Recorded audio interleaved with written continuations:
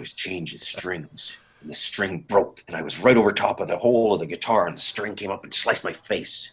He said, "So never put your face over the top of the guitar when you're changing strings. Never do it."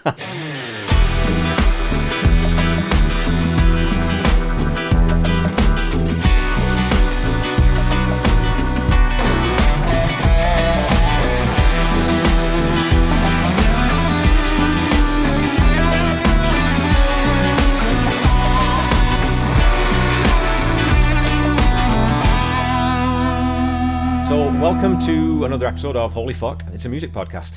Our guest today is a Canadian national treasure. Jay Semko is probably best known for his tenure in the Northern Pikes, who during the mid to late 80s and early 90s were one of the quintessentially Canadian acts defining a generation of Canadian music. Jay is also a prolific solo artist, mentor for songwriters of all ages, radio DJ, composer, and one of my very favourite songwriters, so I'm really excited to welcome him to the show. Hi, Jay.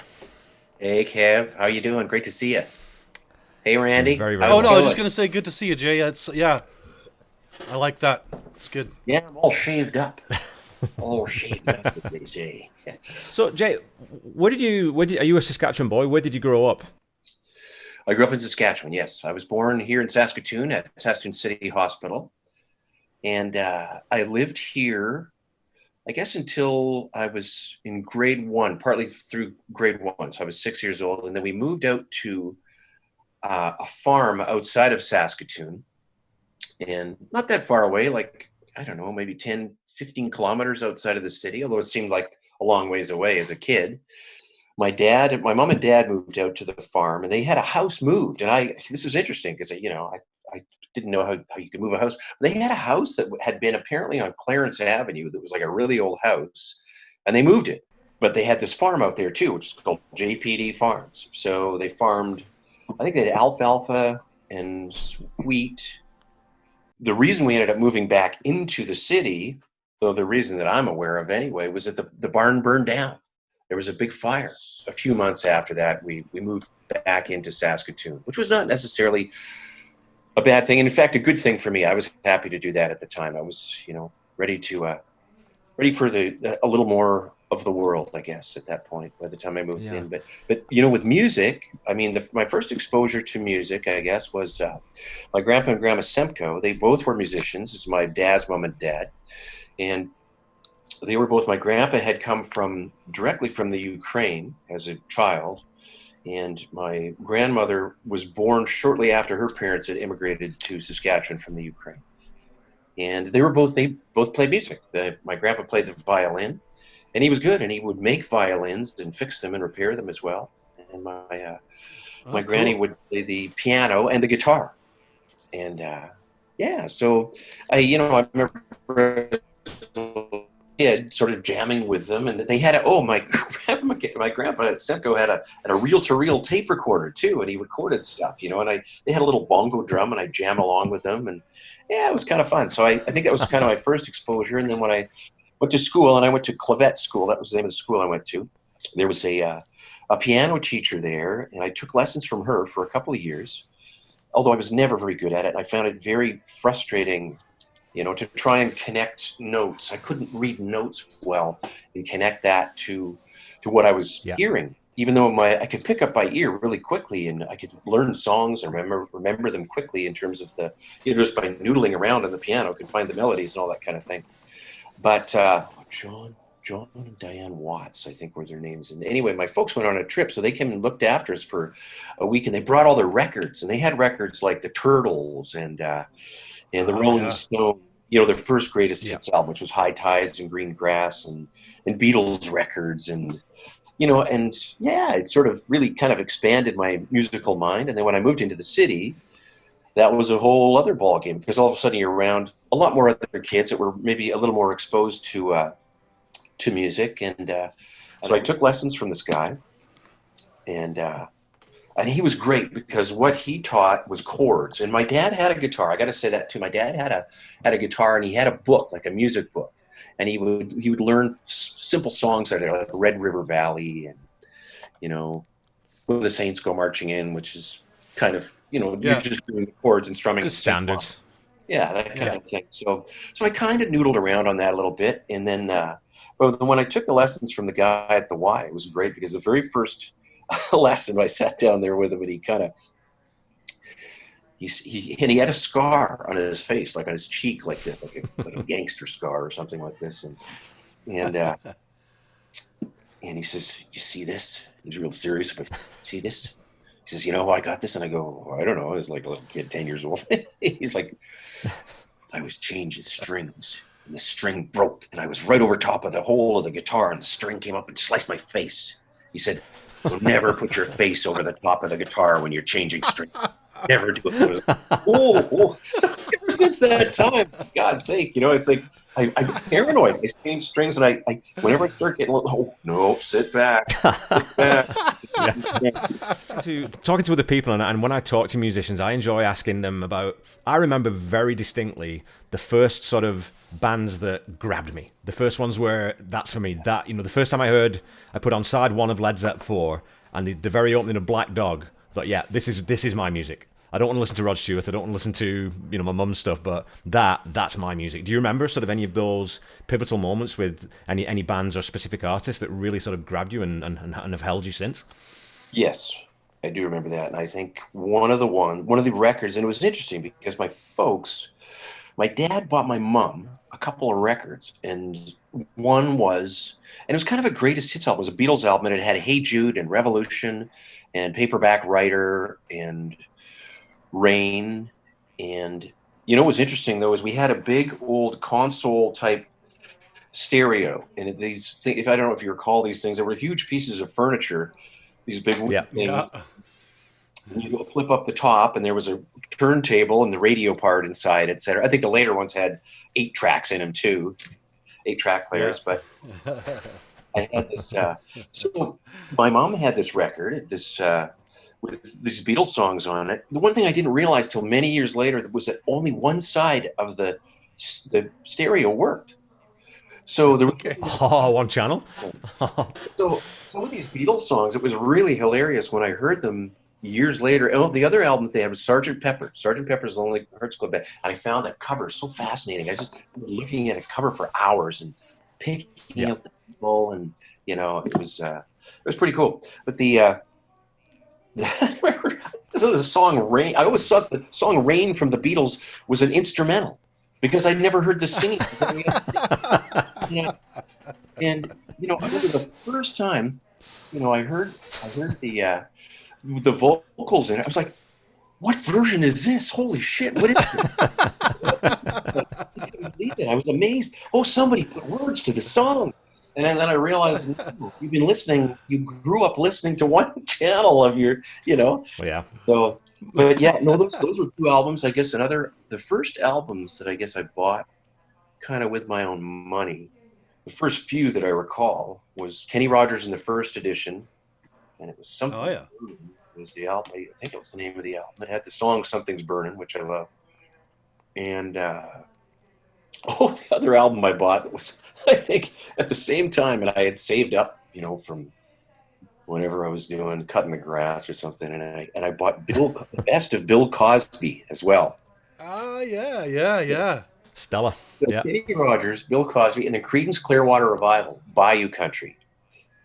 And that was a big one. I just played the shit out of that. I love Bayou Country. It was just like that. So that probably, that one, and then after that, I remember I got Share the Land, the Guess Who.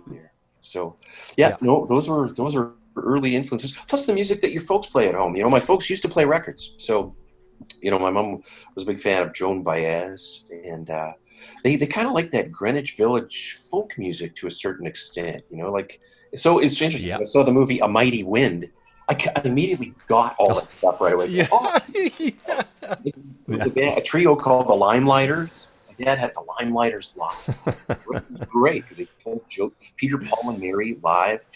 Once again, they're live and they tell jokes, and you sort of get the vibe of the whole thing. And it was an interesting time, because in the early 70s, which was when we moved into the city and when I really started getting involved in music, and I wanted to play in a band really bad. Oh, and I must say, in my last year that I was out at the farm, there was a hired hand that would come and work at the harvest with with my grandpa and my dad and my uncle, and he had an electric guitar and an amplifier, and it was a Raven electric with a curly cord into this symphonic amp. And anyway, I was fascinated by this, and he wanted to sell it. So for my birthday, my folks bought it for me. And I was amazed with it. And I still have the amp, although it's really an electrical hazard. It needs to be repaired. I plugged it in not that long ago, and I went to play it. It was like, you could feel the current going through. Like, How old were you then when you first started playing guitar? I think I was 10 and then turning 10. 11. But when I learning chords was when I actually took, with the electric guitar, I just kind of made noise on it, and and to be honest, it wasn't the world's, greatest technical guitar or anything. It was really, it was hard to get in tune and things like that, but it made a sound that was neat through it, a little amp and stuff like that. So when we moved into the city and I wanted to learn guitar better, so I started going to Gordy Brandt's Music. I took lessons there with a buddy of mine, Joan Baez, lessons as a duo. Remember the first teacher that we had there, he was a classical guitarist, and he was really good. And this is about 1971 or 72. Yeah. And this guy, he was a real hippie, first generation when they were real hippies. And he had hair like it was waist. And he was great on the classical. And he'd sort of try and teach us songs, my friend John and I, and we'd sort of be fascinated. And he'd go, "You want to hear some music?" And we go, "Yeah." And then he just played for the last 15 minutes of the lesson. It was really good.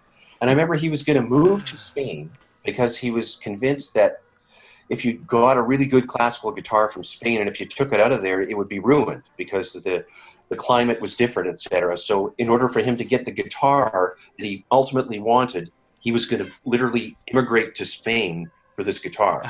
That is bringing the mountain to Muhammad. That guy was seriously committed, man. It's like saying, it's like moving for a girl or moving for somebody that you're in love with. And then I wanted to learn the bass because I realized, moving into the city, and there were a lot more kids around, etc.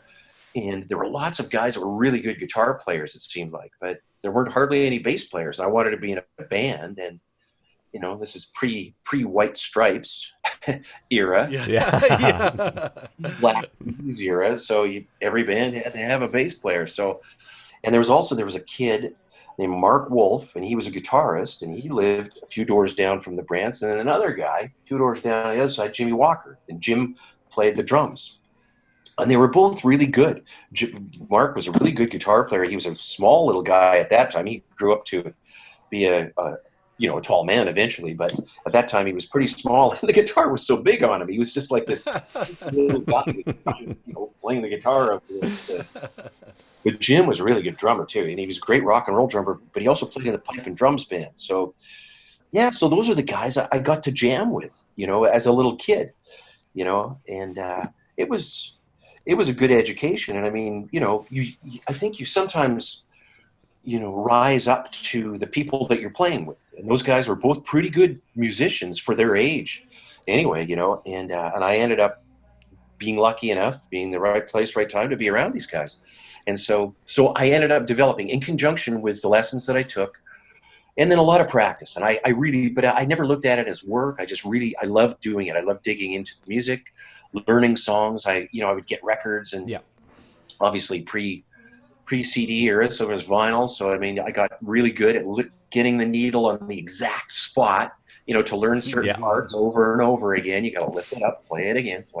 And so I learned tons of, Beatles and Rolling Stones and David Bowie and the Guess Who and all the bands of the time. Did you sing? Did you sing in those days, Jay, in those early? No, I didn't sing. I never thought of myself ever as a singer, and I had no intention of being a singer. So when did that come about for you then, when you decided that, hey man, I can sing? So it was, when I really started to sing was kind of by default. I guess I got through the high school years, and then and I guess about a year out of high school, I played in a few cover bands, actually, and I started singing more harmonies in these cover bands. One of them was called Strutter.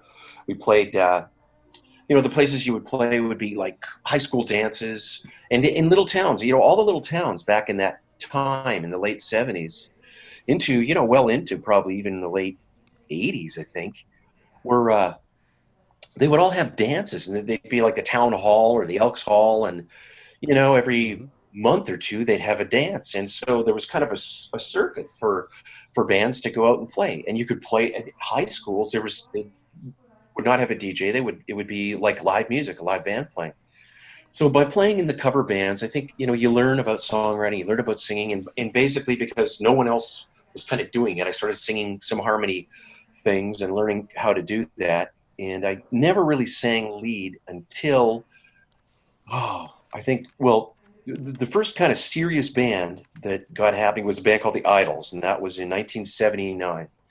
And we were very influenced by the punk new wave music that was coming out of Britain, and they had a show the BBC, and they play a bunch of whatever was hot in Britain at the time.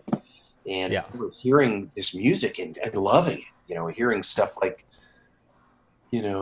well, they talked about the Sex Pistols, but they wouldn't play it. I remember they didn't play it on. Yeah.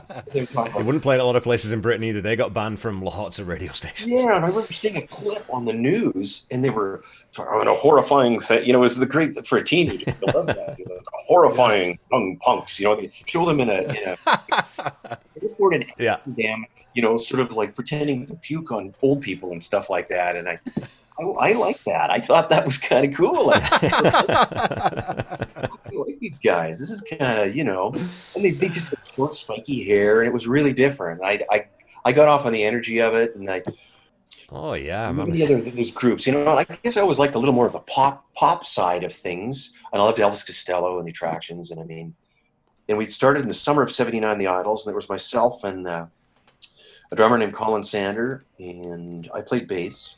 And we had Mark Wolf, my childhood friend, guitar player. He was the original guitar player in the Idols, and Merle Brick, who ended up, being one of the guys in the Northern Pikes. And that was the original version of the Idols. And we would go out. We bought these suits at the Army and Navy Department store. They were sort of a lime green, double-breasted suit. They were really fairly ugly, but they were quite striking in their own weird way. And they were cheap. And so we got 4 of these, and we also got these 4 red jumpsuits. And they were kind of like a flight suit or something. They were meant for fixing your car or something. And so we would have our little costumes. And our other shtick that we did on stage is we had, if you remember from the Flintstones, they used to have these punching bags that for kids. And they were weighted, they were inflatable. You blow them up, and they had sort of a thing on the bottom so you could punch and bounce back up all the time. And they were Fred Flintstone, his face and body on there. And I remember when we would play the song Pump It Up, we played Pump It Up by Elvis Costello, and then we throw these things out and punch them around. But, That's funny, Jay, because and I grew up with listening to either first-hand or second-hand a lot of those British bands, The Jam, Elvis Costello, especially Squeeze. Oh, okay. And I see that makes sense to me because they're very clever bands lyrically. Like, they're not just writing, it's not just, I met this girl on a Sunday. Like, they write really interesting lyrics. Mm-hmm. And so does that play into your songwriting style? Do you feel those influences coming forward? I think so. They set kind of a high bar there, but hey, having said that, I love to hear, I Want to Be Your Girlfriend from the Ramones too, which was pretty basic lyrically, but yeah. Louie Louie is still one of the best songs ever written, and it's, yeah, exactly. So, people like Elvis Costello writes such good lyrics, just amazing songwriter, and Squeeze as well. And, I remember we went to see Squeeze, just blew me away when I saw, Glenn Tilbrook playing really complex guitar parts in complex songs, singing complex, melodies, like Paul McCartney meets Elvis Costello melodies, and you go, whoa, this is like, they blew me away. And they had Jules Holland playing keys at the time, and he was the front man. He sat kind of in front and played the piano, and he was kind of like a carnival barker, and you go, hey, how you doing tonight? He had this kind of real fun kind of, and man, they were good. The drummer they were just a really good band. They just had a big influence, and that was kind of a crazy fun trip. I remember when we got into, well, maybe I shouldn't tell this story, but why not? What the hell? We got into Edmonton, and it was with. By then, we had my friend Neil Morgan was in the band, and we'd gone through a bunch of different members. I guess before I tell you that, I should tell you how we changed members, because what happened was our guitar player Mark, he ended up leaving the band because it was, and I got it, because we were well liked. The Idols developed a really good following in Saskatoon and Regina, and eventually in other cities, in other provinces in the West. And but we were pretty different and pretty weird for a lot of people. And this is pre-internet, and we had kind of short hair. We jumped around and bopped around and played a lot of unfamiliar music for people. We played some songs that people would know, but not many. And we were starting to try and do our own songs as well, even though they really weren't very good, but they were at least an effort at trying to write. And Yeah. but you'd play in Regina at the university, or Saskatoon at the university, U of S, and you'd go over great, and people just loved it and freaked out, for the band. But then you'd go into some of these little towns, and sometimes they liked you, sometimes they didn't, sometimes they just hated you. Yeah. There were times, and I remember this was the specific incident. We were playing in a small town, and they just hated us. They absolutely hated us. I remember right before the gig, the girl who had booked the thing was sort of sitting me, and they were very wary. They were pretty isolated, this town. And I remember her saying, "So we heard that there's this band that wears these green suits that's really horrible. And you aren't that band." Oh, no, of course not. You don't want to lose the gig, man. You want to make your $400 or whatever. Yeah. So, so we didn't switch we didn't wear the suits, and they hated us anyway. The songs we hated. So by the last set, I'll tell you, we were, there was a rebellious streak in myself and Merle anyway at that time. We were just sort of like, oh, fuck these guys. So you think we're a punk band? Well, we'll give you a punk band then. We did. We switched into our red jumpsuits, and we played as aggressively as we could. We put all the just hated it. Oh my God, they hated it. And I remember one guy came to the front of the stage, and he grabbed Merle's, because Merle was just singing. He wasn't playing guitar. He was jumping around. He was the lead singer. They grabbed his mic cable, and the guy formed a noose out of it. He knew how to make a noose, which was scary enough. He knew how to make a noose. And so they made this. He held up this noose. And then when we were done, I remember the girl comes up on the stage, and the people were just booing and throwing shit at us and stuff. And it was right out of the, it was like Blues Brothers without the chicken wire, Yeah. I remember we went to leave, and with the girl that was supposed to book the gig came up and said, "Well, do you want to get paid?" And I said, "Yeah, we've just been like verbally, physically abused for about 4 hours. Yeah, we want to get paid." Okay, so she grudgingly paid us, and our loadout took about 5 minutes. I mean, we were just running. People are yelling, spraying beer at you and stuff. Oh my God, we just hurled the stuff in the van, got in, and as we're driving out, there's truckloads of like drunk redneck guys zooming up behind and throwing things. And, oh my God, it was like. So we got a few miles out of town. We kind of escaped with our skins intact. And I remember, and Mark was sitting in the front seat, and I can't remember if I was driving, Colin was driving, but anyway, I think I was driving, and then Mark was sitting beside me there, our guitar player, and I couldn't blame him. He just looked over and he said, I had an offer to be in this other band, and I want to be in a band that people like. I still remember that quote. It was great. I want to be in a band that people like.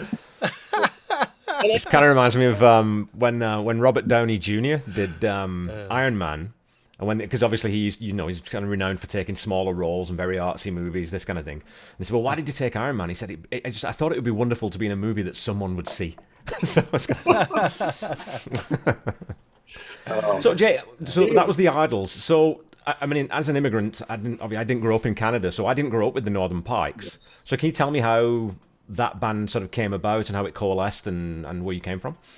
Okay, well, the Idols, I guess we went through a number of different changes, and I guess our final version of the Idols was in 1982, and that was with Neil Morgan playing guitar, and Don Schmidt on the drums, and myself playing bass, and Merle Brick playing guitar and singing. Because Merle was playing guitar and singing by then, not just a lead singer. Was Merle and I, and by then Brian Potvin, because I'd started playing with Brian in a couple of different bands, and he was a guitarist, and we decided let's get a new band going. Let's get the Northern Pikes happening. That became our name, and yeah, we started the band up. We rehearsed like crazy, and talked to a local booking agent, Robert Hodgins from Northwind Talent, and Robert was a good friend, and he kind of got the Idols. He had booked the Idols, kind of got it. He knew what we were kind of about, and with the Northern Pikes, I said, you know what, we're going to play cover songs. We want to work. We want to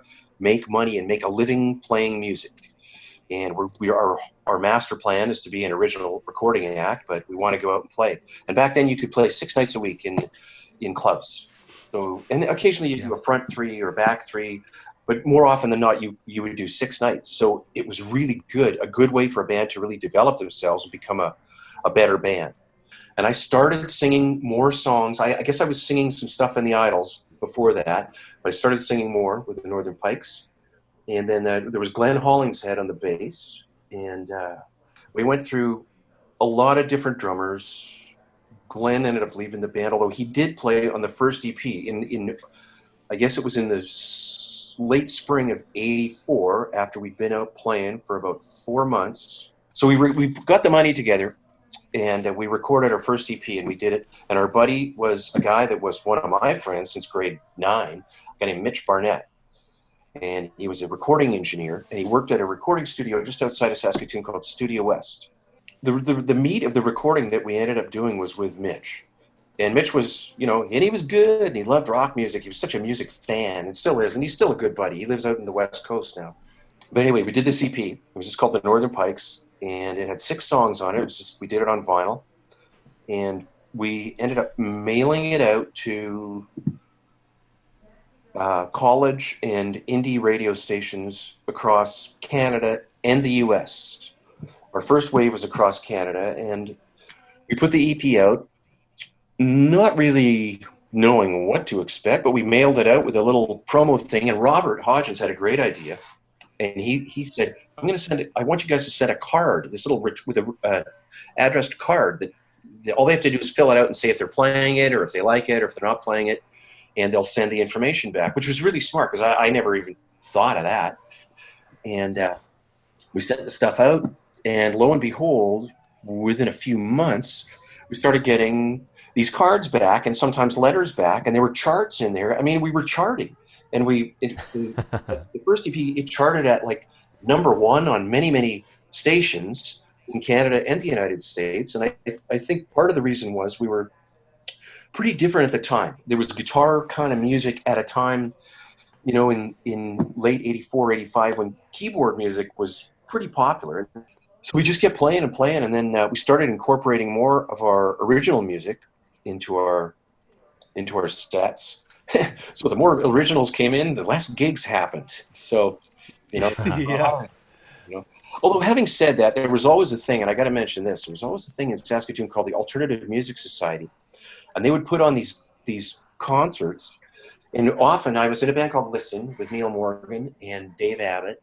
It was a 3-piece band kind of prior, sort of around the Idols or just after, the Idols. And Brian Potvin, Brian was also in a group called Doris Day with Johnny Sinclair. And there were some cool alternative groups that were just focusing on their original music, but they didn't play that often because it just wasn't the demand for that. But yeah. Alternative Music Society, we put on these shows, so we ended up opening for some cool bands along the way, and got to see a lot of these cool concerts. I mean, some of the here's a gig that was amazing. I remember seeing the band Simple Minds in Martinsville, the town of Martinsville. What? No way. At the Elks Hall in Martinsville. Simple Minds. Wow. They made a venue for them in Saskatoon, so they played at like the Elks Hall. It was like this, and I remember driving out or getting a ride out or somehow getting out there and watching them play. And they were cool. They were a cool band. I mean, they definitely had it together in terms of their sound And this was, I think, with their second record had come out, actually. And I remember the guitar player was really cool. He used effects really well. And I think Brian sort of was pretty fascinated by him. But anyway, what that Yeah. did expose you to different music and gave you, instead of just being exposed to the world of bars and playing covers, there was another side of rock music that you could see, where there were alternative music bands playing different things. And not that they were all super great, but I mean, I think we opened for DOA. That was another gig that we opened for. And After you sent all those albums out, did that end up helping getting you guys signed? Is that what kind of led Warner Brothers to start? It was it Warner? Who was it that will start knocking on your door? first record label person that came to see us was somebody from Amherst, and they flew out, and I think that was in 1985. And we did a second recording, a second independent album in 1985. But before that time, they came out and saw us. And I mean, Robert Hodgins, he actually drove out to Calgary to hang out with us and sort of act as a manager at that time. And I remember we were super pumped and excited, and we went to start playing, and we played, and then we finished our set. And I said to Robert, "Well, what did the guy think?" And he goes, "Well," he laughed after the second song. No way. But it didn't really matter because there was a steady stream of these A&R guys that came out to see us. So people came from Capitol Records to see us, and people came from Warner's and a bunch of the other labels. And then we ended up hooking up just through a bunch of circumstance. We had one of the places we had sent our album to was a place called The Agency in Toronto. And that was sort of the big booking agency in Canada at the time. And a guy named Ed Smeal was there, and Ed passed it on to a guy named Fraser Hill, who was an independent producer. A guy named Rick Hutt were a producing team. Fraser heard the record, really loved the band, liked what was going on, and wanted to produce us. So he got a hold of Robert, who got a hold of us, and we talked to Fraser, and Fraser said, "Well, I want to come out and see what the band's about and work with it." So right about that time was when we were releasing our second indie album, Seen in North America. And by that time, the band was three of us. There was myself and Merle and Brian with hired gun drummers. So I remember, Fraser actually flew out on his own dime to Saskatoon. Fraser knew that this showcase was going to happen. And he also knew that there was a guy really interested, Doug Chappelle from Virgin Records. So Fraser came out, and I remember we were at my folks' house in their garage, which now I go, wow, that must have been kind of loud and irritating for the neighbors because it wasn't exactly soundproof. But we rehearsed there, man, a lot. Like we were always a big rehearsal band. We practiced a lot. We really worked at it, and I think we kind of got better than a lot of the other bands just because we got tighter and we worked. You learn tricks from people. I remember talking to John Donnelly from the Queen City Kids, and they were a super tight band that I used to see playing down a place called the A4 all the time. And in fact, I bought a Fury bass off John, but I was a big fan. I remember getting to know John and asking him, "Well, how do you guys?" Because Jeff was the drummer in that band. I said, "How do you guys get so tight?" He said, "We practice on our own, just bass and drums all the time. So we know exactly what each other's doing all the time." And it was a trick that I learned. And so Donnie and I ended up practicing a lot on our own. And then all of a sudden you do a lot of this, and then the other two guys will get added into the mix, and they go, "Holy shit, you guys what's going on?" It just elevated the tightness of the band. So anyway, Fraser was out there for about a week. We did this showcase, and Doug Chappelle from Virgin flew out for the showcase, and Donnie was playing drums with us at that time. And Doug saw us play and was blown away by the band. He just loved the band. And so he came to actually see us after the set because Fraser had said, don't expect him to talk to you or anything. We were nervous, but by then, I must say, we'd played a lot of gigs, and we were also we'd also had the experience of having lots of A&R people come to see us. So we were kind of used to rejection to a certain extent. Although they weren't always, but we played a good set. Doug liked us. He talked to us afterwards, and he was a really cool guy, nicest guy in the world. And he had been at Island Records before that, and then before that he had been at A&M. And anyway, he's just a really cool guy. So he was interested in us, and he started following the band, essentially. And so Fraser at this point thought, okay, well, this is a serious band. So he started working with Ed Smeal. Ed was from the agency. They eventually became our managers, called Mighty Music Management. And over the course of the next, I guess, the next year, from the fall of '85 to the fall of '86, we started being booked through the agency and toured right across the country as an original band playing the odd cover. That's what we became. Our second EP came out. We did the same thing with that. We mailed it out everywhere, and it was even more successful. Like, it did really well, seen in North America. And it started getting played even on commercial stations, which was really a cool thing. So over the course of that year, Donnie we had a different drummer. Donnie was not able to play full time with us. We had a drummer named Doug Lashinsky, and Doug played a lot of gigs with us, including lots of gigs in Toronto and right across the country. But we always knew we wanted Donnie, and he became available in the spring of '86. He basically went through a divorce, and we replaced Doug with Don. And then we knew we had the right combo. It was just really clicking. Everything was just really clicking really well. All this added up to the point where Doug kept following the band, and he finally got to the point where he offered us a record deal, and that happened in the fall of 1986. But anyway, the negotiation of that deal took about 3 months.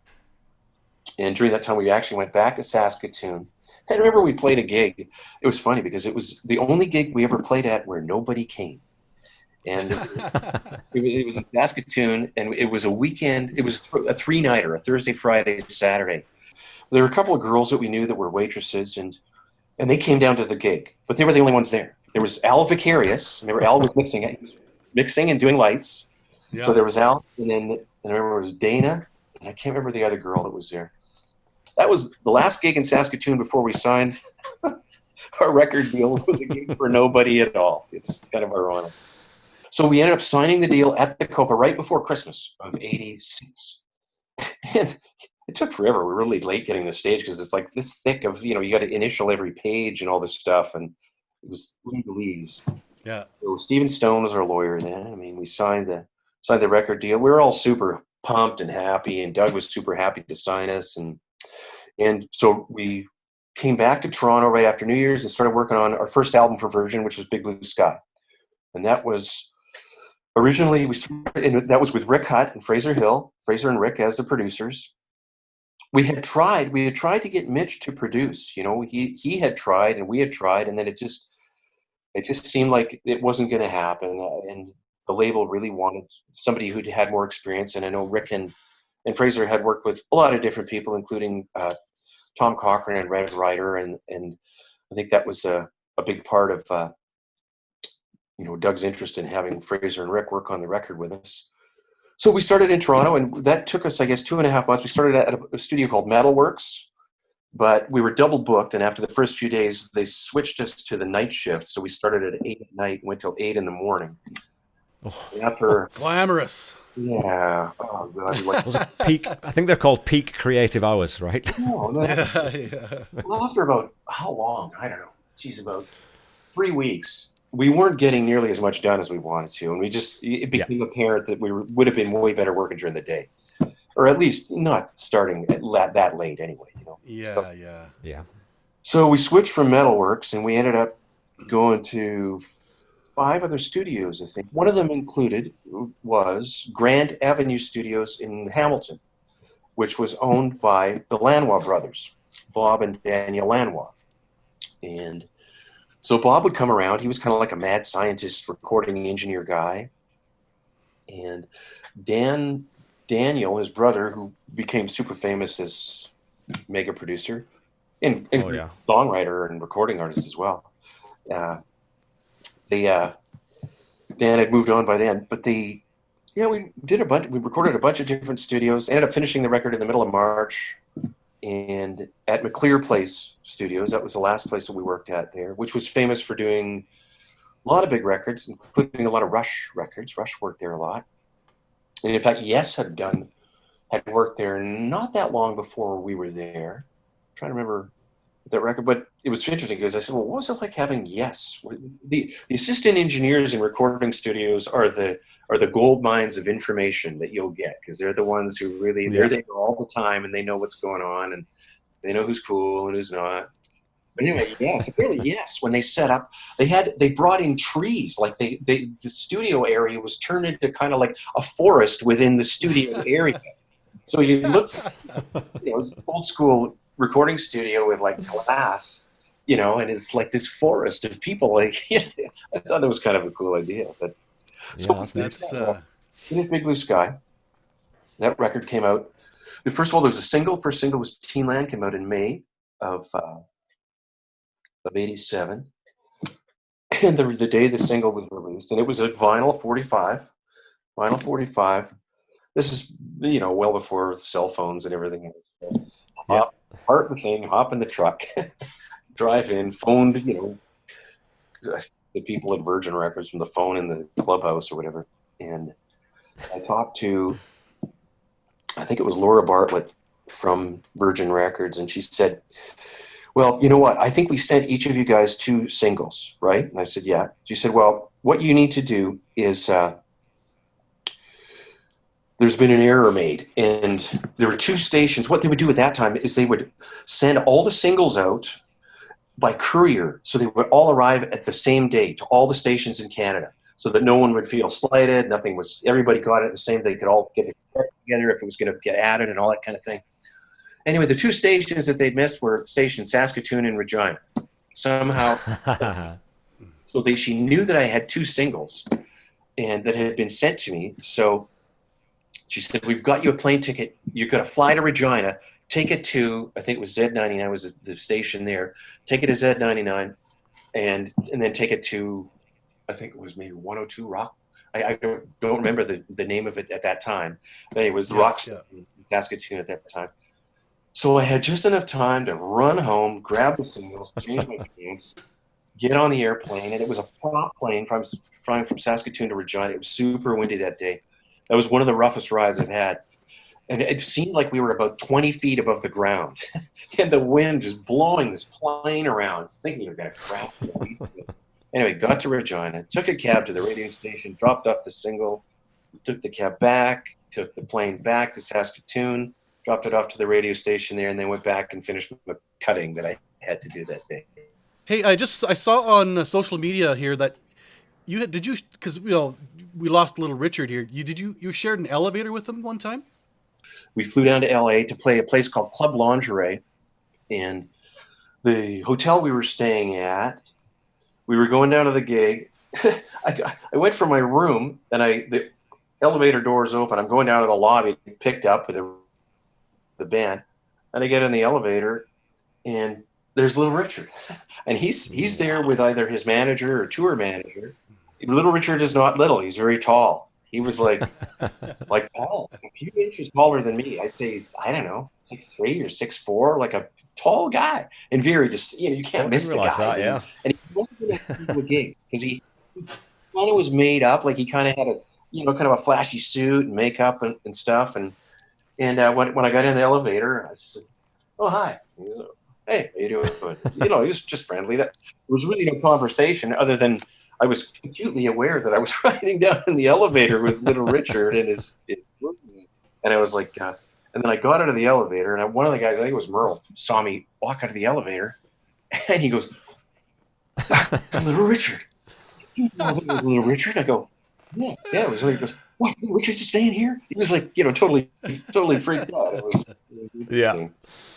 But, I can tell, it's interesting when you get in those situations. There's been a few situations where I've been around people that were kind of well known, that they're going to a gig, you're going to a gig, and you kind of just sort of, "Hey, how you doing?" Like you're just both on your way to work kind of thing. Remember that was with Joan Baez, one of my childhood,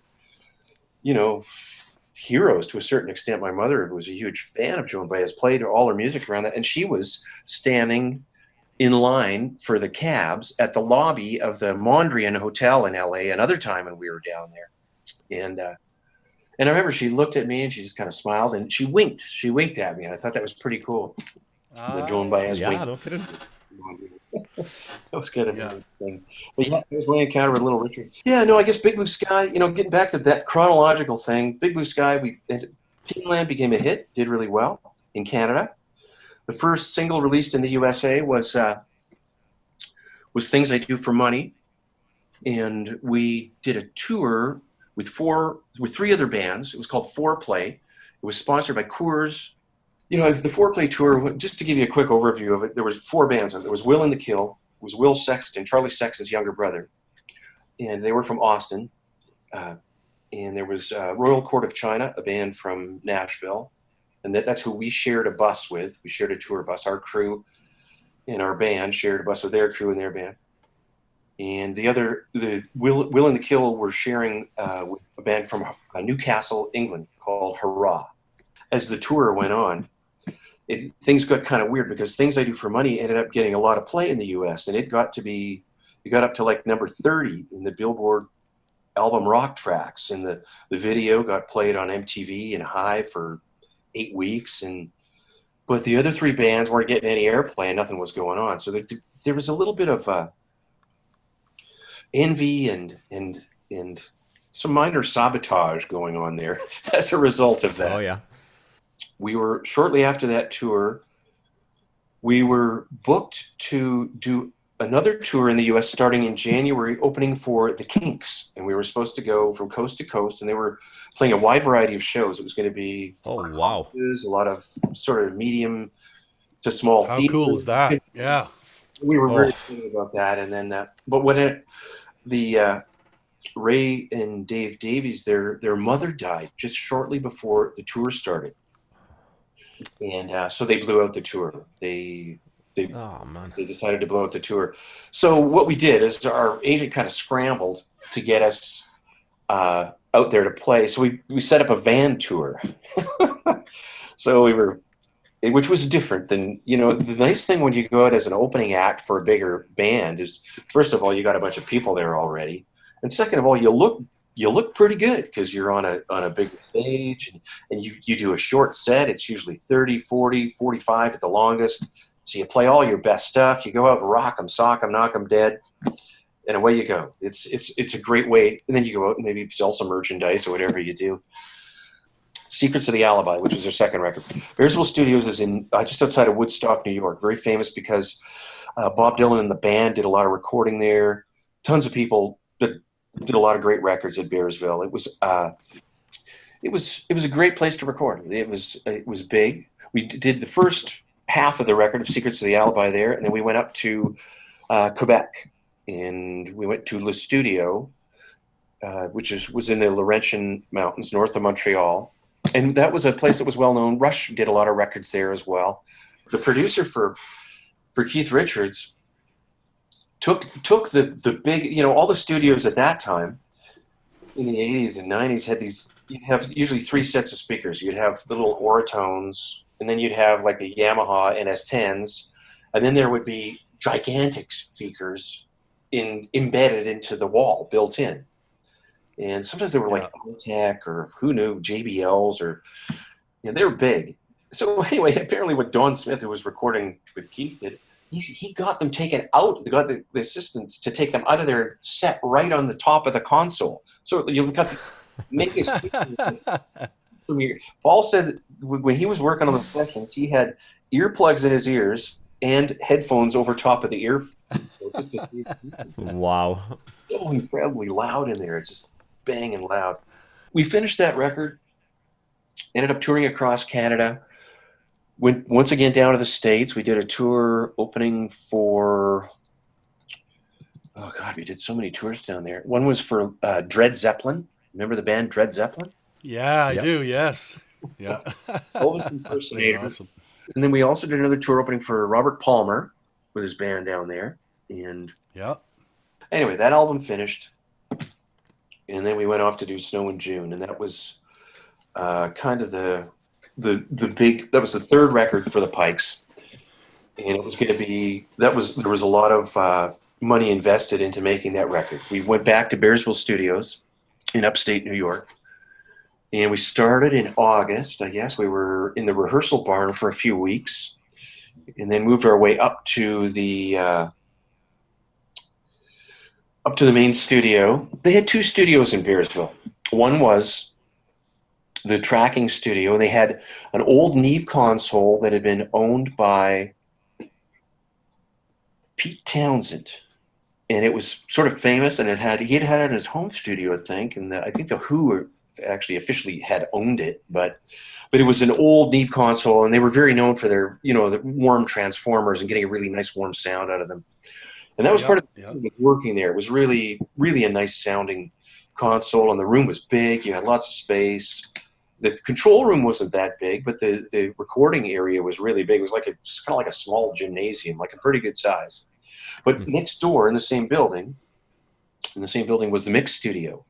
And they kind of built this mix studio to the specs of Bob Clearmountain, because Bob Clearmountain, who is a well-known engineer and producer, he had a house in Woodstock, or just outside of Woodstock, and he lived in New York City, but he would come up there to work a lot of the time because it was nice. You're up in kind of the Appalachians. It was mountains and books and a pretty area up there. So Bob would come up and work all the time, and so he basically advised him as to what he wanted with the room, and it was a nice room. It had a humidifier in it. It just was a very comfortable room for mixing. And so the nice thing about Bob working there is we ended up crossing paths with him and getting to know him a little bit, and our producers, Rick and Fraser, got to know him a little bit. And we had wanted to have some other people mixing on the record. And we had already lined up through Doug Chappelle had lined up Hugh Padgham to do mixes for some of the songs. So we started recording we started working there in late August. And just before Christmas, mid-December, we were set up to have Hugh Padgham mix 5 of the songs at A&M Studios in LA. So they flew Brian and myself and Rick and Fraser out to LA for the mix sessions. So Brian and I stayed together there, and it was really interesting being just in these different studios and working with some of these different people. I mean, A&M was really a hub of recording activity in LA. It had, I think it had 8 or 10 studios in all. We were in one of the smaller kind of mix studios, but the next record we did after that, we went back to A&M, and we ended up working in the big studio to do tracking for a couple of weeks. But Hugh was really good, and I was we were big fans of Hugh and Bob. They were both superstar producer mixer guys. And Hugh had mixed a lot of great records that we knew. Like he had worked on a number of XTC records and records with the Police and records with Genesis and Phil Collins and Hall & Oates and many other people. He was just a really formidable producer. And I remember one of the sessions we were there after a mix day, and we went to this place called Barney's Beanery. We would go there every night and have a couple of, not every night, but almost every night we were there, have a couple of drinks and have a bite to eat or something, late at night when we were finished. I remember then, in one of the days we were there, Hugh had a song that went to #1, and the song was "Another Day in Paradise," Phil Collins. Another day in Paradise, #1. Yeah, and huge hit. Yeah, and it was interesting because we're all sitting there. There's Fraser, Rick, and Brian, and I, and Hugh, and Fraser said, "Well, so that's congratulations. You went to #1. So is that your first #1?" And you said, "Well, no, I've had other ones." And Fraser was kind of like, "Well, what other ones you had?" Said, well, actually, I think that was the 10th #1 I've had. So he started naming them off, and I mean, we're talking like, I don't even know, but he'd worked on Sting records and Police records, and he talked a little bit about those albums and had some interesting stories about them. And I remember at the time one of the albums he was the most proud of was Synchronicity from the Police that he'd worked on. Oh, although he had mentioned superb. Saying that he had really enjoyed working with XTC, and he said we reminded him a little bit of XTC because we were from kind of a smaller town, like XTC had been, and we were kind of a little bit of a quirky band, and he said one of the most fun sessions at the time was work on an album called English Settlement, which is a great album from XTC, and I love that. I love that album. That's a really interesting, and at the time it was sonically just stood head and shoulders above most other records. But I mean, he did stuff like, he mixed Maneater and many other big big songs along the way. He did In the Air Tonight. I mean, it was really an interesting experience to be there at A&M. And I remember one time Chrissy Hind was walking down the hall from the Pretenders, and Herb Alpert was the owner. And one morning I was there noodling around in the studio, and I think he wanted to play his trumpet there or something, because he walked in, and I think I was still smoking this. I was like smoking, having a smoke, and kind of playing the guitar and going around. I think he walked in and was like, "Oh," he sort of gave me a dirty look, like, "What are you doing smoking in here?" It was a night. Everybody smoked, you know. It was, Yeah. My exposure to you wasn't through the Pikes. It was through Flora Vista. Was the first album that I heard, and because I was hanging out at Randy's, which we do, and he said he was recording that album, and I think maybe played me a couple of tracks that were pretty much finished or whatever, and it's something that, like, that kind of folk, country, those types of styles are not something that I typically go for usually, but for me it's all about a singer's voice. And I heard that voice coming, and I'm going to fanboy on you a little bit here, but hearing that voice coming through those monitors and with those songs, it grabbed me right away. And over the last sort of 6 years, I'd say, that album's become really, really important to me. And there's a lot of songs on that album they're just so cool, and it sounds so good. I always tell Randy this too. It's one of the best albums that he's recorded, because it's sonically, again, it's beautiful. Like, it's lush, or it's stripped down and very, very clean when you're just playing acoustic. So I just wanted to talk to you about a couple of those songs, or 2 or 3 of those songs, if that's okay.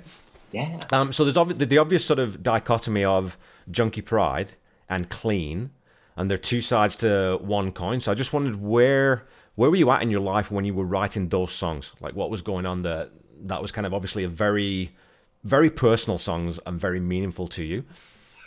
Well, Junkie Pride was written in rehab. Okay. I was at a treatment center in Quebec, and it was about an hour's drive somewhere north of Montreal or outside of Montreal. And they let me bring my guitar. And so I noodled around. I ended up playing kind of a mini concert there while I was there, but I was there for 30 days. And somebody just mentioned to me one day, I think we're outside having a smoke, because literally everybody smoked. And I had quit smoking by then. It's interesting. But I remember before I went, and before I was going to head out there, my mother brought me a carton of DeMaurier cigarettes. and she sort of said, you may want these for some reason or another. I think she thought it was kind of like going to jail. And in some ways, Yeah. you got to try, I'll sell you one. Yeah, That's funny. I don't know, but anyway, I ended up smoking, and like you say, you smoked, and plus, you're going through, I was going through, obviously a lot of stressful things, and then, and that was just me noodling around on the guitar and trying to figure out, lyrically. Somebody said to me one day, somebody was walking around, and sometimes people still have a bravado, and they almost would tend to kind of, I encountered this quite a bit there, actually, when I was in the treatment center. People would have a kind of almost like a pride, a bragging about, look how messed up I was, and look at the things I did. Yeah. And you trade war stories, essentially, is what you're doing. Right. And so I just heard that phrase, junkie pride, and I thought, that's a pretty good phrase there, because that's kind of what that is. That's exactly that's why we're all here. That's why we're in this place, because we're obviously addicts, and we have something we've got to deal with, and our pride is a big part of maybe what got us there.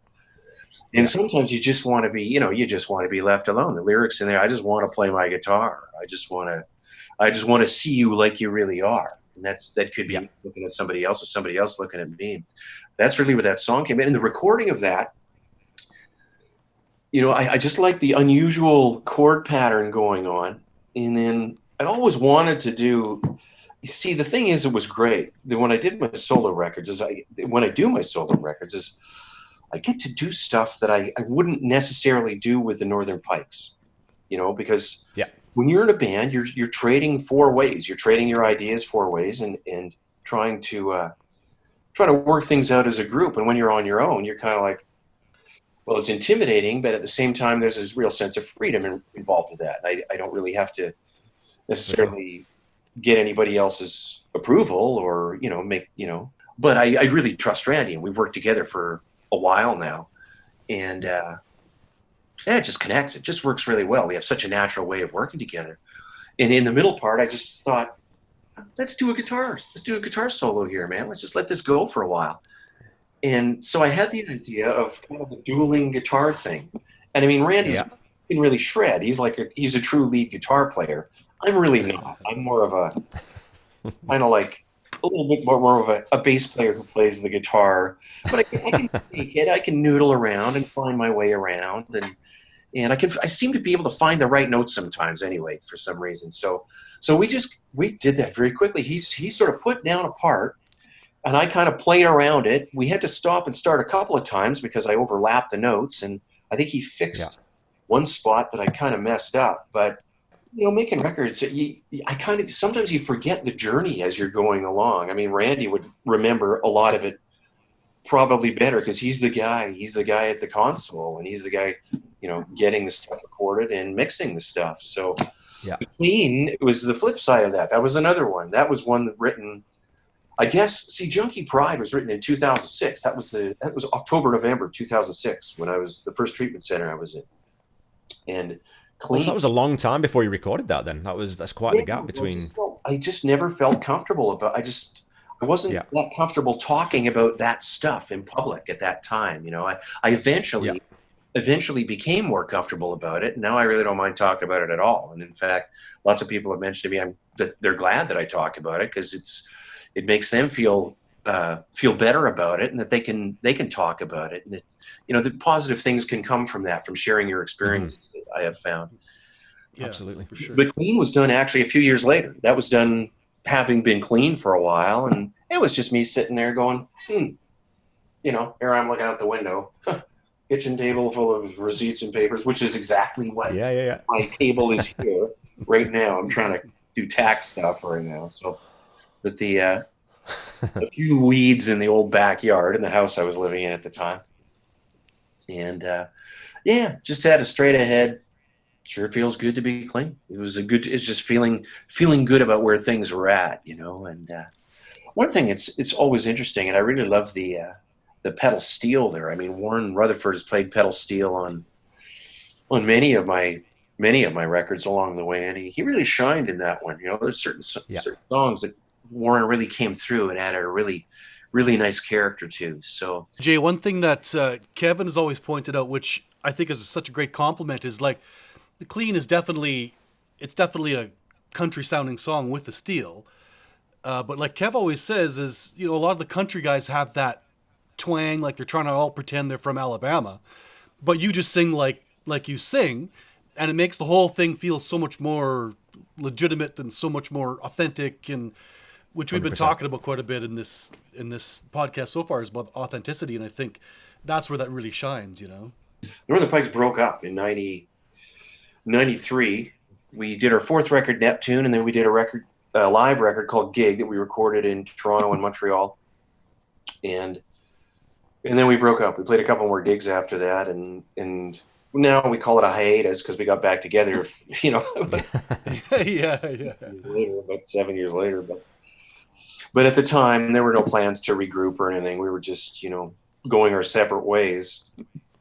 And part of the deal with breaking up and still being signed and still owing music, actually, records to Virgin Records was they gave a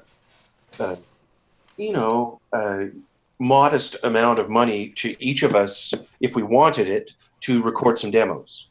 And if they liked what was going on, they would sign us to the label, to Virgin Records.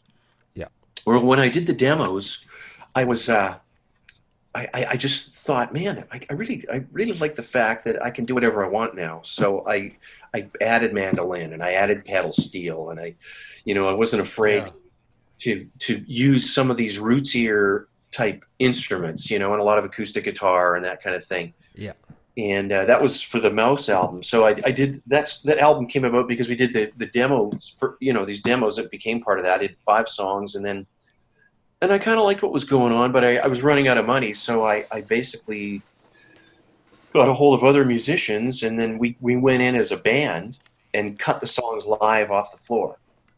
That record came out, and that was really what the thing that. And after that, I just thought, you know what? I really love steel. I've always loved steel. I've always had a soft spot since I really got introduced to the first wave of alternative country music as a kid, as a teenager. I remember at Holiday Park golf course, and the guy who was working as the maintenance janitor guy for the summer was a guy named Ken Burkell.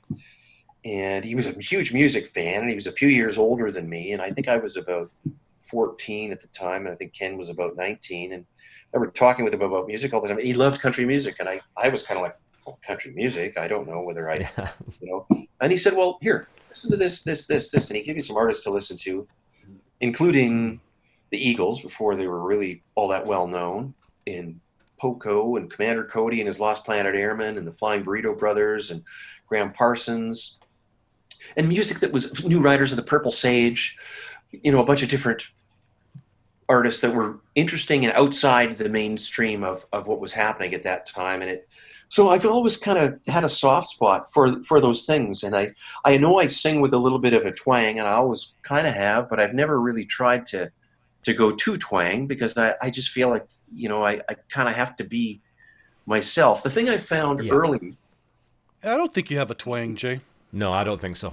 No. I don't think you have a twang. No, it's certainly not an exaggerated twang, but I just try and write good songs, and some of them are kind of more what you call country songs, but I just try and sing kind of like myself. And the one thing I learned with the Northern Pikes, and that's one thing that I think really helped me in my music career overall, I came to realization after having been in bands since my mid-teens, and I got to be 23 years old, and the Northern Pikes were starting, and I thought I had previously been in bands where we tried to keep up with trends, whatever was currently happening. And if you try and chase a trend, the thing I realized, you'll never catch up. By the time you catch up, there's something else going. So be yourself. The most important thing of all is just try and be yourself and have your own personality within what you're doing.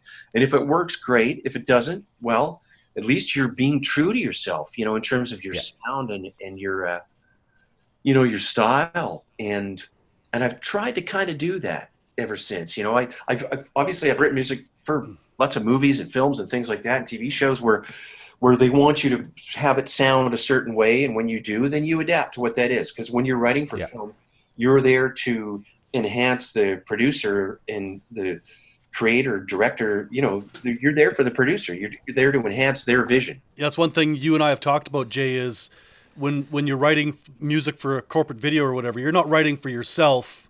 You're writing for somebody else, right? So exactly, you're hired on, and you're hired to do a job, and you're within the context of that. There's nothing wrong with being creative or original and trying to get some really interesting music. And I learned that when I worked on Due South, and I worked in that TV series. My boss was Paul Haggis, who was a very extremely intelligent guy, and just probably the smartest guy I think I've ever worked with. And he had a sometimes very subtle way of telling you things, and other times not so subtle, just depending on what the situation was. But he was really, really smart. But I think Paul liked what I originally was doing. He liked my rough around the edges, strummy acoustic type thing, and the fact that I like to, I'd play the harmonica and I'd play the acoustic and I'd doodle away on things and do my, whatever I could. And that gave it some character, some original character, and he was looking for that, and I learned from that, and I sort of thought, well, and that's why in subsequent film projects that I've worked on, sometimes, I've done things that have been semi-orchestral. I worked on stuff with Ross Nikifork. I've worked on stuff with Randy, and with other people too. And the reality of that whole situation is that if you can inject some of your own personality into the director or the producer or creator's vision, you're going to find something kind of interesting and a little out of the mainstream. And there have been situations where I didn't do that. I just basically said, okay, they seem to really know what they want, and so I'll just kind of follow direction completely. And when I've done that, I haven't been really that happy with the end results of it. It's been one of those things where I kind of went back and go, geez, I wish I would have really fought for something a little more here.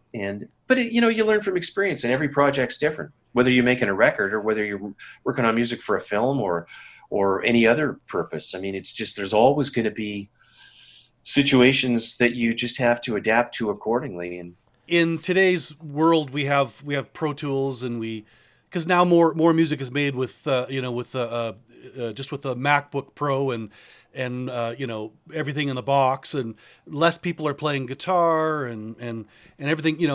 Instead of getting an electric guitar, a Strat, and a loud amp, you get a MacBook and Ableton Live. So that's the question: is rock and roll dead or not?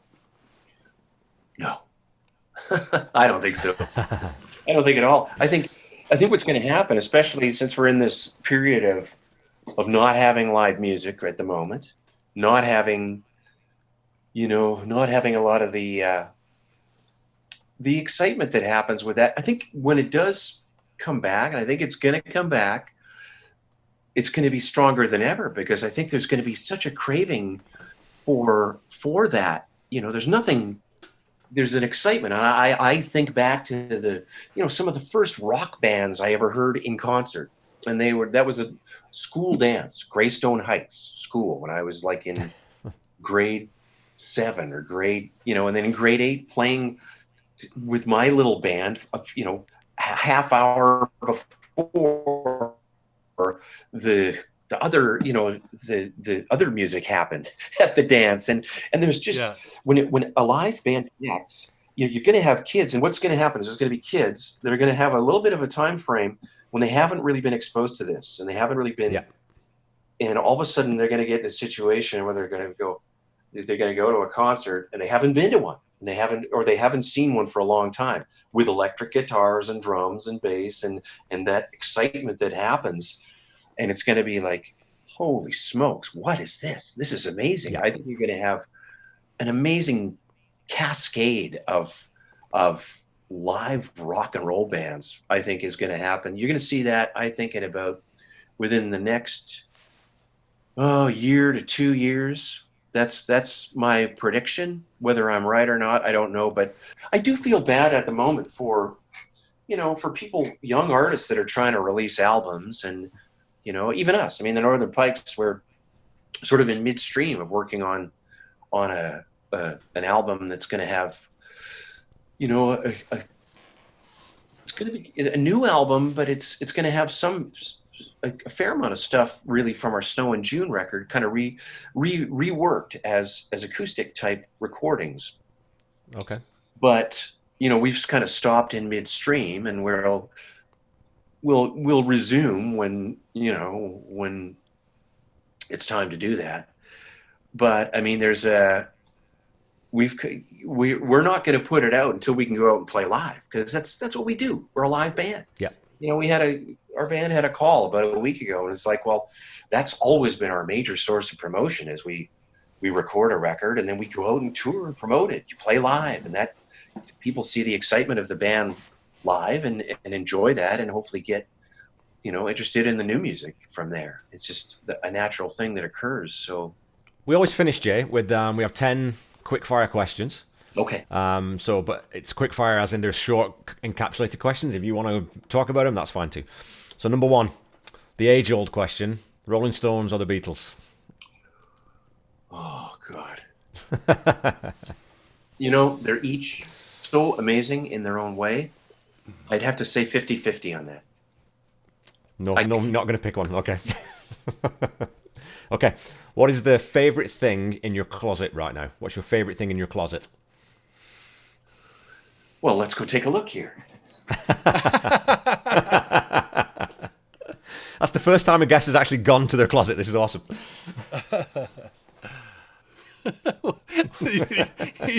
He's getting changed.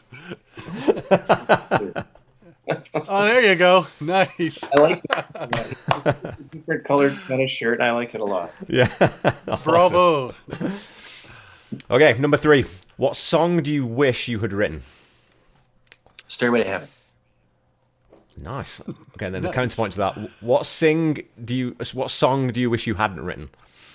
Do I wish I If had there is one that you hadn't written, yeah. God. If there are any. Side of Regine, which is called "I've Been Inside." It was one of the first songs. Well, I would say, yeah, it was one of the first songs I ever wrote, and it's just the melody is kind of okay. It's just kind of cheesy. So Yeah. Nice. if you want to find it, it's the B side of Regine, which was the Idols single that came out in 1980. We'll definitely be looking it up Okay, for sure. all right. Okay. Sandals or flip-flops? Flip flops.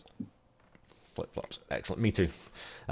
Best piece of advice you've received from a musician? One of the things I'd have to say is John Donnelly from the Queen City Kids telling me about, if you want to be a tight rhythm section, just rehearse with the bass and the drums and do lots of it and stay at it, and you'll get way tighter. That's one of the best advice, and that really helped me a lot. That really did, because it just opened up that whole tightness factor. There's just an unknown. I can't even describe it. You just know when you lock, as a bass player, when you lock with a drummer, man, it feels good. There's that warm fuzzy that goes through you. It's cool.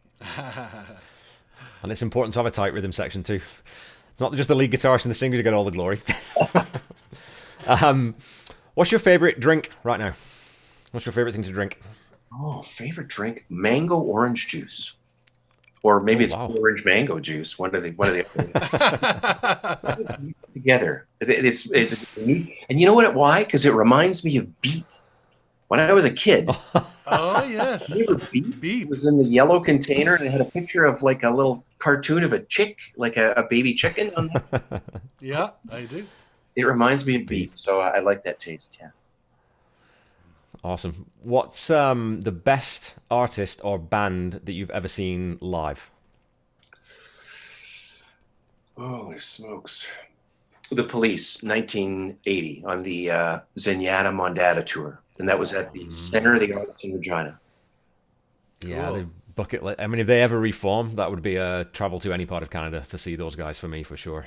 They were so good. I must say, there was just it was a band just really rising, and there was a confidence level, but there was at the same time a youthfulness. They hadn't become superstars, and the theater was 1,800 seat theater, 2,000 seat theater, so it was a great place. All the seats were great, and it was revved, man. It was a great show.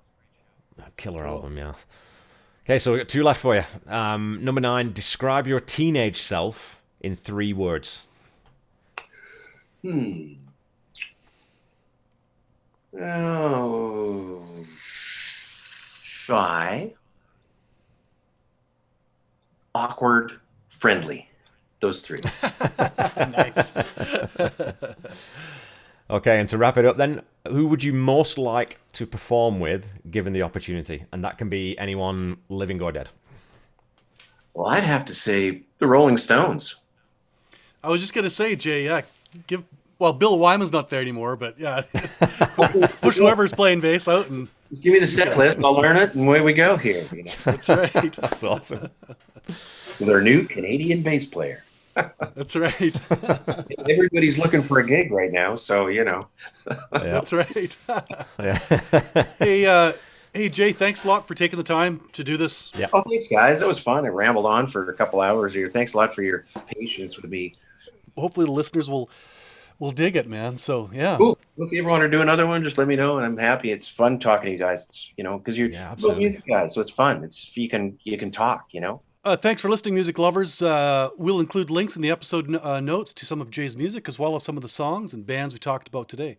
Don't forget to check us out on Instagram, Facebook, and Twitter at HFIM Podcast. We post regularly to keep you enlightened and entertained. To lead us out, we'll let Jay have the last word.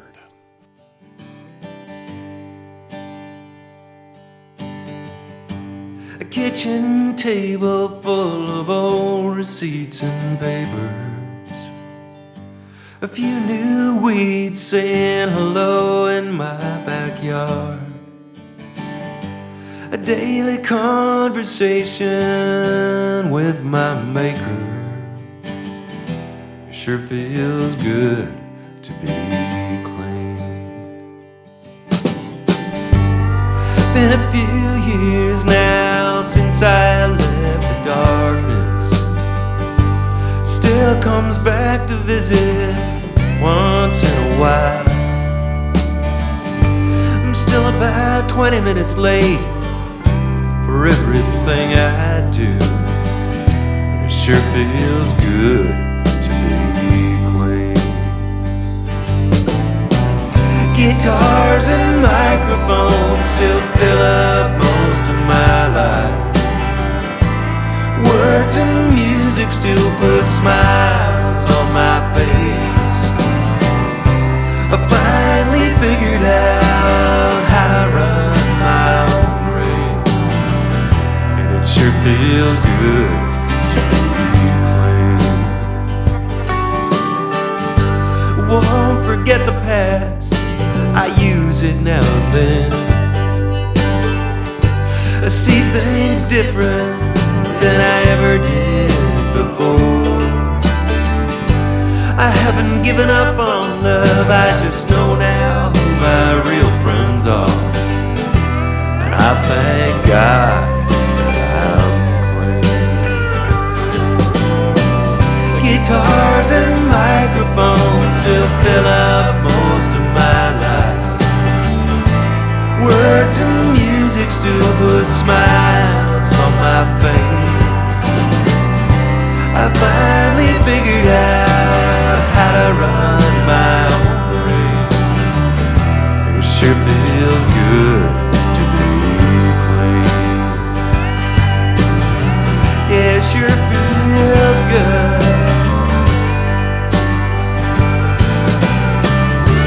And all the ghosts that used to scare me,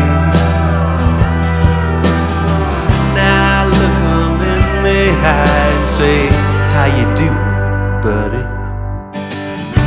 And when the demons try to dare me,